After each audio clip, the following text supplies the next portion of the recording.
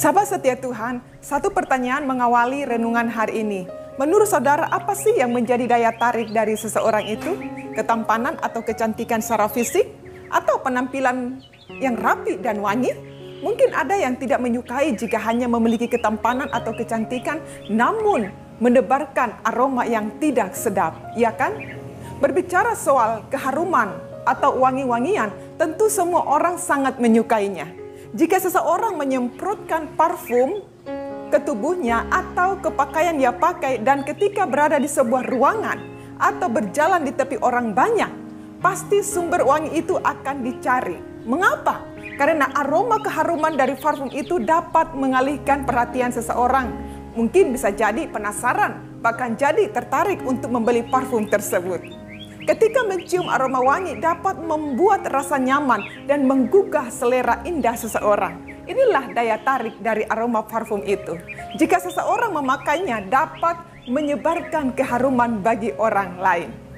Sahabat setia Tuhan, saya tertarik pada seorang wanita yang memiliki karisma atau daya tarik dalam hidupnya sehingga dapat memikat hati seorang raja. Siapa dia? Yaitu Esther. Esther pasal 2 ayat 17. Maka Esther dikasihi oleh Baginda lebih daripada semua perempuan lain. Dan ia beroleh sayang dan kasih Baginda lebih daripada semua anak dara lain. Sehingga Baginda mengenakan mahkota kerajaan ke atas kepalanya dan mengangkat dia menjadi Ratu Ganti Wasti. Sahabat setia Tuhan, jika kita melihat kisah hidup Esther, maka kita akan melihat bahwa kisah hidup Esther ini merupakan kisah yang luar biasa. Dari seorang gadis yatim piatu bangsa Yahudi yang merupakan bangsa buangan, kemudian terpilih menjadi permaisuri, lalu mendapatkan ancaman pemusnahan massal bangsanya, dan kemudian bertindak untuk menyelamatkan bangsanya, dan akhirnya menjadi pahlawan bagi bangsanya. Kalau dipikir secara rasional, kok bisa? Namun, tidak seorang pun tahu apa yang akan terjadi pada masa depan seseorang.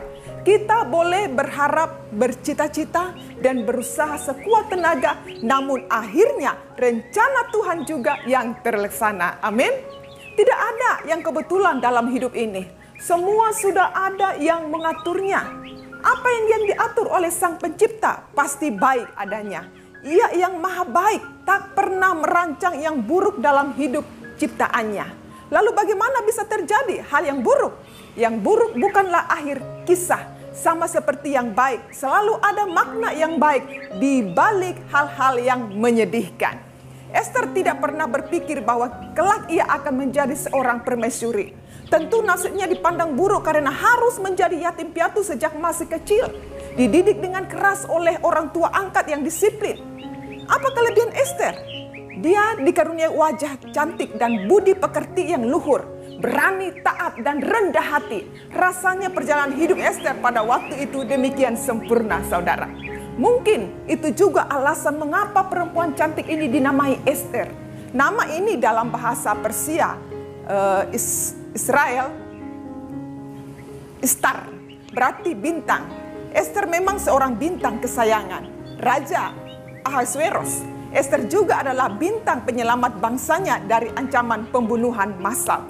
Sahabat setia Tuhan, sedikit penjelasan dari nama Esther. Sebenarnya Esther mempunyai nama Ibrani, namun nama ini hanya disebutkan satu kali dalam Alkitab. Mungkin karena berada di Persia, maka nama Esther lebih sering digunakan.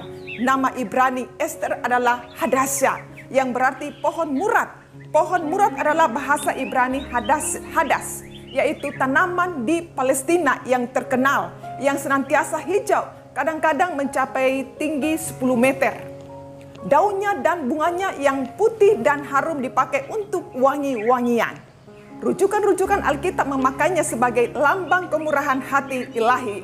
Dan juga Nabi Yesaya menubuatkan tentang pohon murad yang akan mengganti tanaman berduri di padang gurun. Yesaya 41:19 dan 55 ayat 15.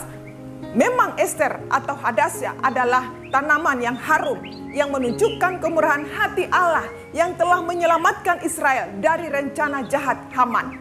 Esther menyebarkan keharuman sehingga dapat mengubah hati sang raja itu dan menyelamatkan bangsanya dari hukuman. Demikian halnya dengan saudara dan saya. Betapa indahnya jika kita dapat menjadi bintang yang menyinari kegelapan hidup dan keputusasaan sesama kita. Betapa berbahagianya kita jika dapat menyebarkan keharuman yang menghibur sesama yang berada dalam ketidakpastian. Ester adalah contoh bagaimana menjadi bintang yang menerangi dan keharuman yang menyenangkan hati raja dan sesamanya. Firman Tuhan mengatakan bahwa kita adalah bau yang harum dari Kristus dan menyebarkan keharumannya kemanapun. Amin. Pertanyaan untuk kita renungkan, apakah orang-orang di sekitar kita telah mencium keharuman Kristus melalui hidup kita? Saya tertarik Rasul Paulus menggunakan analogi tentang seorang raja yang kembali dari pertempuran sedang berpawai bersama pasukan dan tawanannya. Arak-arakan itu menyebarkan wangi dupa kemenangan ke udara sebagai tanda kebesaran sang raja. Dalam 2 Korintus pasal 2 ayat 14-15. Tetapi syukur bagi Allah yang dalam Kristus telah membawa kami di jalan kemenangannya. Dengan perantaraan kami, ia menyebarkan keharuman, pengenalan akan dia di mana-mana. Sebab bagi Allah kami adalah bau yang harum dari Kristus di tengah-tengah mereka yang diselamatkan dan di antara mereka yang binasa. Saudara dan saya dapat menyebarkan keharuman Kristus melalui 3 cara. Pertama, keintiman dengan Tuhan dan merendahkan diri. Yang kedua, melalui perkataan kita.